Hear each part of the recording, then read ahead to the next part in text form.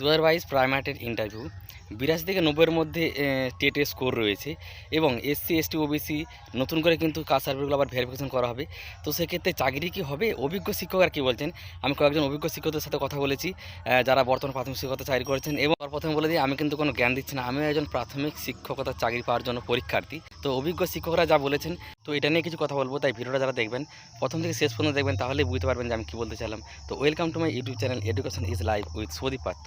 শিক্ষায় জীবন, আমরা প্রতিনিয়ত কিছু না কিছু শিখে চলেছি এবং সারা জীবন শিখে চলবো, কারণ শিক্ষার কোনো শেষ নেই। দেখুন, 82 থেকে 90-এর মধ্যে যারা টেটে পেয়েছেন এসসি এসটি ওবিসি, এমন নয় যে প্রত্যেকে ইন্টারভিউ দিতে পারবে না বা নিয়োগ অংশগ্রহণ করতে পারবে না। যারা অবৈধভাবে করেছেন এবং সেটা যারা করেছেন তারা কিন্তু নিশ্চিতভাবে জানেন তাদের ক্ষেত্রে অসুবিধাটা হবে এবং সেটা তারা জানেন। যারা অবৈধভাবে করেননি তাদের কোনো চিন্তার কিছু নেই। সেটা আপনি 83 পাস করুন বা 84 পাস করুন, হয়তো এসসি এসটি ওবিসির মধ্যে রয়েছেন। এবার ভাবছেন যদি নতুন করে ভেরিফিকেশন হয় আবার সেক্ষেত্রে কোনো সমস্যা হবে না তো? আর 2011 পরে যাদের কাস্ট সার্টিফিকেট হয়েছে সেক্ষেত্রে তো এটা বলেছে যে নতুন করে ভেরিফিকেশন হবে। বিশেষ করে দুয়ারে সরকারে যেগুলো হয়েছে সেগুলোর ক্ষেত্রে অনেক ক্ষেত্রে দেখা গেছে অবৈধভাবে তৈরি হয়েছে। তো সেগুলোকে আবার নতুন করে ভেরিফিকেশন করা হবে এবং হয়ে যাওয়া ভালো আমাদের ক্ষেত্রে। আপনারা ভাবুন না, যদি যারা অবৈধভাবে রয়েছে তারা কেন চাকরি পাবে? অবৈধভাবে ওবিসি সার্টিফিকেট করেছে বা এসসি এসটি সার্টিফিকেট যারা করেছেন তারা বাদ চলে গেলে তো ভালো, ঠিক আছে? তো সেক্ষেত্রে আপনি যদি বৈধভাবে করে থাকেন কোনো সমস্যা নেই। ধরুন আমার সার্টিফিকেট রয়েছে, আমি যদি বৈধভাবে করে থাকি আমার ভয় পাওয়ার কিছু নেই, চিন্তার কিছু নেই। আমি যতই 82 পেয়ে পাস করে থাকি বা 84 পেয়ে বা 90 পেয়ে পাস করে থাকি না কেন, বা 90-এর কম পেয়ে পাস করে থাকে না কেন, আর কাস্টের মধ্যে থাকে না কেন, এরকমই বললেন যারা অভিজ্ঞ শিক্ষক মহাশয়রা রয়েছেন, প্রাথমিক শিক্ষক যারা রয়েছেন, এবং যে কোনো অভিজ্ঞ ব্যক্তি বলবেন যে সরকার এটা ভালোর জন্যই করছে, ভেরিফিকেশন করছে। তো সেক্ষেত্রে ভেরিফিকেশন করছে, আমরা যদি বৈধভাবে তৈরি হয়ে থাকি, আমি যদি জানি যে আমাদের বৈধভাবে রয়েছে, আমার কার্ড সার্টিফিকেটটা বৈধ, সেক্ষেত্রে ভেরিফিকেশন করুক না, কী হয়েছে? ভেরিফিকেশন করবে।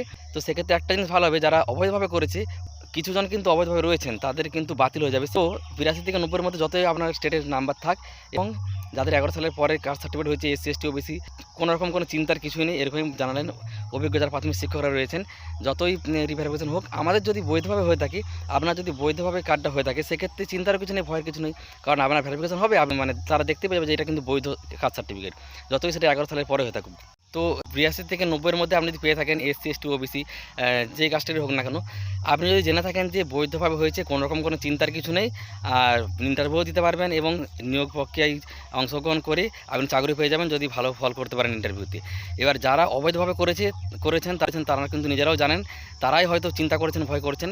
তাদের চিন্তা করারও দরকার, কারণ যদি নতুন করে ভেরিফিকেশন হয় তাদের কিন্তু বাতিল তো হবেই, তার সাথে আইনানুগ ব্যবস্থা নেওয়া হবে বলেছে, এবং যেটা খুবই দরকারি একটা এবং খুব ভালো একটা পদক্ষেপ সরকারের ক্ষেত্রে বলবো। 11 সালের আগে হলে তো কোনো টেনশনই নেই, 11 সালের পরে হলো যাদের বৈধ caste certificate SC ST OBC যাই হোক না কেন, কোনো রকম কোনো চিন্তার কিছুই নেই, এটা স্বাভাবিক একটা জিনিস। আর তাই চাকরির ক্ষেত্রেও কোনো প্রভাব পড়বে না।